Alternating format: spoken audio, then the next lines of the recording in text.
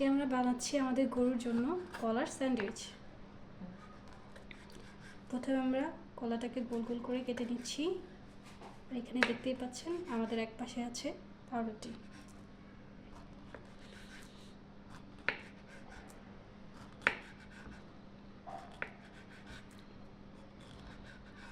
আমাদের কলা কাটা হয়ে গেছে। এখানে আমরা পাউরুটির মধ্যে এখন সুন্দর করে সাজানো হচ্ছে আমাদের মিস্টার গুরুর জন্য স্যান্ডউইচ। একদম পাউরুটিতে কলার ব্যানানা পুর একদম রেডি। এইটা হলো স্লাইস। এখন আমরা স্যান্ডউইচের আকারে রুটিটি কেটে নেব।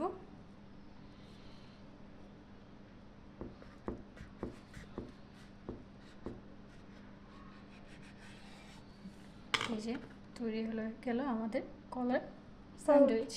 লেটস গো, আমাদের মিস্টার গুরুকে খাওয়াই আসি আমরা এখন। এই যে চলে আসলাম আমাদের মিস্টার গুরুর জন্য পাউরুটি নিয়ে, ব্যানানা পাউরুটি।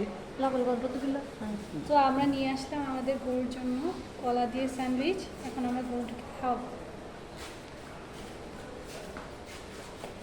আপনারা দেখতেই পাচ্ছেন আমাদের গরুটি ঘাস খাচ্ছিল। মহানন্দ খুব মজা করে খেয়ে নিল সে ব্যানানা স্যান্ডউইচ।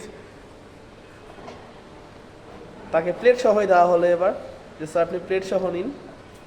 স্যার 1 বাইট নিল, ধীরে ধীরে খাচ্ছেন এবার। স্যারের খাওয়া কি শেষ? না, 2টি কলা বেঁচে রয়েছে।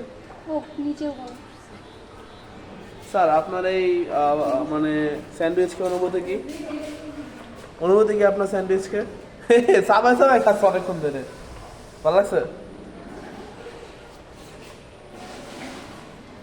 স্বাদ লাগছে?